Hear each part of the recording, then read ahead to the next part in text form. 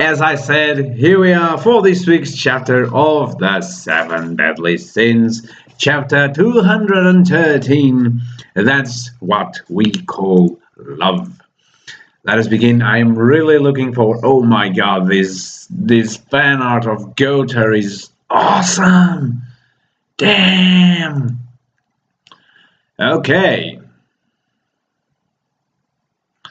So we see Ro fighting against an angel.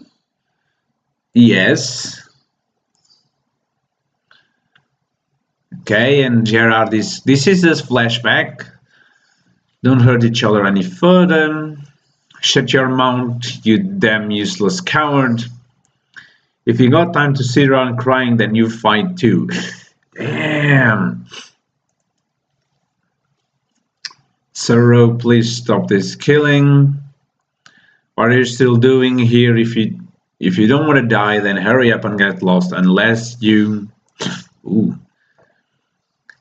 You're nothing but a weak human. How could you do this? Weak, you say? If you won't stop, then I'll... You'll what? Kill me. That works for me too. Go on then, do it. I'm your enemy and enemy of Stigma. Now kill me. Oh God! Did he just... Oh, it wasn't him. Holy heck! He cut off her eye! I mean, he cut off her face, let alone her eye! Holy heck!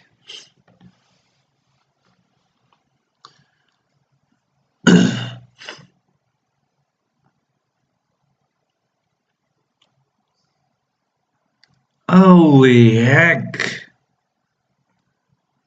Brother, this must be retribution. Ro just killed her. Just killed him. You goddamn fool, why didn't you just kill me? When I talked to you about my brother, from somewhere within you I felt a deeply suppressed rage and sadness.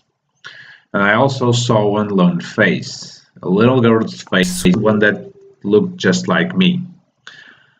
That was my childhood friend. We grew up in the same village. One day when we grew up, we fell in love. Anytime she was picked on or bullied, I came flying to her aid. And we'd end up together. That's what I always thought. But she died before she could grow up. She was killed by Stigma. Okay. One day, Stigma launched a surprise raid on the village and killed everyone. Without so much as a word, leave alone a reason, explanation, or even excuse. When I tried to think of anything that could have spurred it on, a few days earlier we ran into a lone member of the demon tribe that had collapsed on the road and nursed him back to health in the village. Even now, thinking back, I can still remember that demon was a good person. You weren't there in the village when it all happened, right? The four of us had just happened to be in the mountains training our hunting skills. Okay, so this is Gerard asking. Okay. We cried and cried until our tears ran dry, and then took up swords and began to train for the sole purpose of taking revenge against Stigma. And then at last we took our vengeance, and they all lived happily ever after. I wonder if she'd be happy too. Damn. Now that explains a lot. Because Stigma is not entirely free of guilt on this matter. It's no different than what they did to us. You're a terrible liar, aren't you? I wonder at what Meliodas would think if he saw this. He's a good person who trusted in me. I'm sure your brother would kill me dead on the spot. Don't worry, I'll explain the situation to my brother. I too have committed an unforgivable sin. Okay? I just wanted this holy war to come to an end. I wanted to end so badly that I looked the other way, kept my mouth shut, pretended not to see Ryudo Shell's cruel wrongdoings. Don't speak any further, we gotta hurry up to get you treated. Oh, he really cut off her legs! Damn! For a while now, the face of your childhood friend's been floating in the forefront of your heart. Your friend whose face looks exactly like mine. I feel like I'm seeing an illusion where you've been thinking, caring about me all this time. I feel this great warmth in my heart. What is this feeling, I wonder? What I need is love. Something like that. And there he is, the big brother Gloxinia.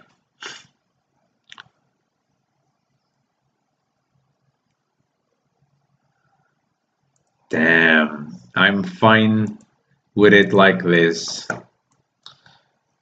That's the image where the chapter ended last week. Damn. Survive, Gerard. Live. Again, I couldn't protect her. We humans will take care of looking after the forest. How could you? Is it that strange for a little sister to overlove her brother? Damn. He's gonna do it. Without knowing any of the reasons behind the tragic scene before him, he swings down a blade of hatred. The cycle of revenge can no longer be stopped.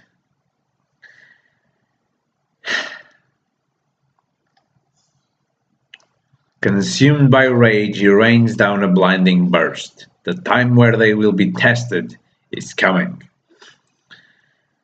To be continued in chapter 214. I can't reach the you from that day any longer. Damn. This was a quick one.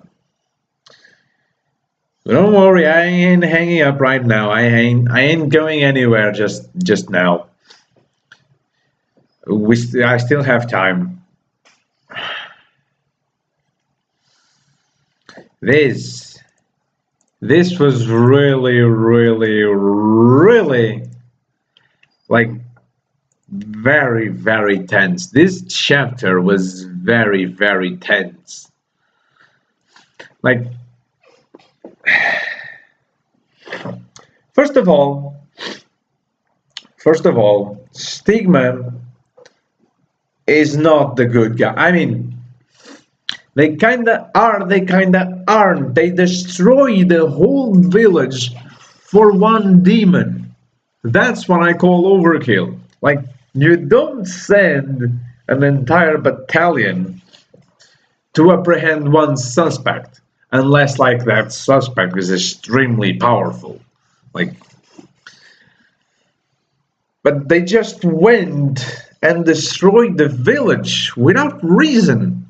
Of course the survivors would want to get revenge.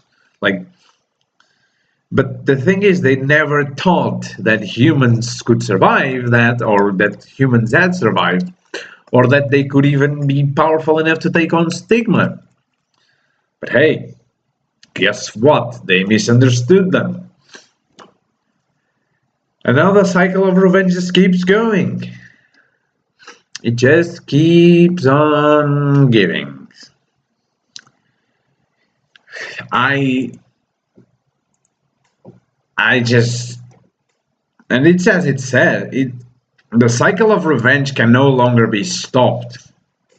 But what makes this more interesting is the last sentence saying the time where they will be tested is coming.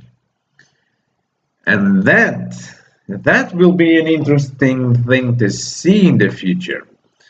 I mean, probably next week, because you guys know that I've been proposing a lot of scenarios for their training in the last few videos. In fact, ever since they went back in time, I've been proposing a series of scenarios in which they would be trained, Gloxinia and King and Diane in Gloxinia and Dollar Body.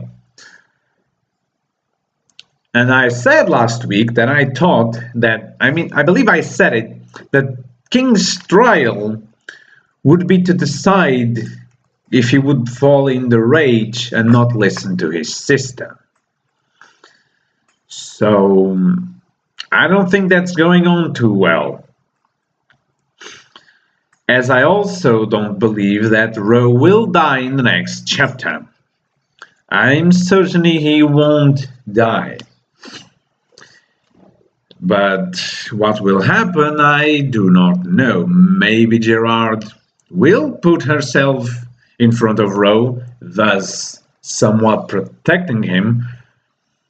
And then, maybe what happened in the original time is Gloxinia trusts at Ro, Gerard gets in front of Ro, and Gloxinia doesn't stop.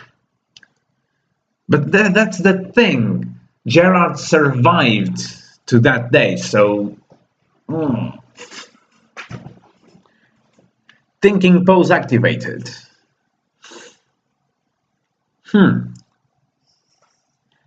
Because if we stop to think a little bit, what can King accomplish if he just kills Ro now? Okay, he kills Ro. That's that. Everyone else is dead. All the humans are dead. The giants are dead. The fairies are dead. There's probably wounded amongst the fray, but most of them are dead. And that's it. Gloxinia kills Ro. He stays alive. Gerard stays alive and gets grumpy, her brother. And then gets grumpy at Ban a few years in the future because he looks exactly like the guy who she fell in love with, which happens to be Ban's ancestor. But that's the thing. If Ro is Ban's ancestor, then Ro cannot die. Think about it. If Ban is indeed Ro's descendant, then Ro cannot die. Unless he, of course, had a child before going there, which I wouldn't count much on that.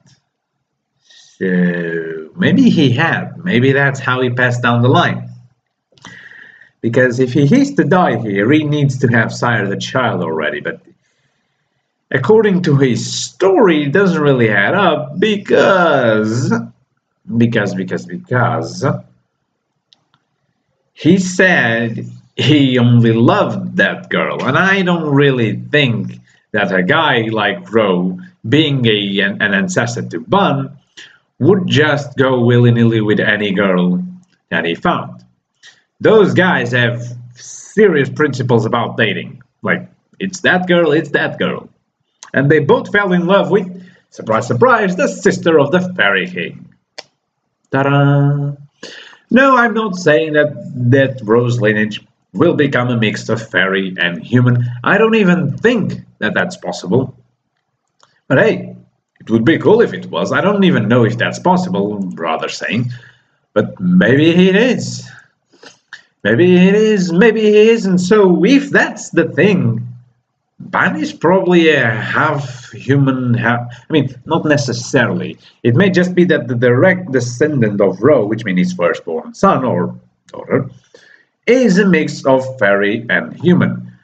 But if they keep only the human side and thus going human from then on, the fairy side may very well just dwindle to numbers close to zero. So if we cross the DNAs, the fraction of fairy DNA will get significantly smaller and smaller and smaller until it reaches Ban, which is mayhaps close to zero because it has been 3,000 years. 3,000 years is a long time. I don't know if you realize that 3,000 years is a long time. Heck. So yeah, I don't know what happened to me there, but I just lost words. But you know what else I've lost? it's the end of this chapter. It's the end of the video, so I want to know your guys' opinions. What do you think? Do you think Rose's vengeance was at all justified? Do you think justice has been achieved? And above all else, what do you think will happen in the next chapter? Will Rose die, killed by the hands of Gloxinia/King? Or will King/Gloxinia have in its mind to spare Rose and actually listen to the guy? Because that's something that King seems to be not good at, is listening. Maybe that's his trial, not to be as hot-headed as he is sometimes. But we will have to wait and see, which is why I say my goodbyes to you, my dear friends. For now, we will meet this Thursday for this week's chapter of One Piece. And I'll see you then. Bye-bye.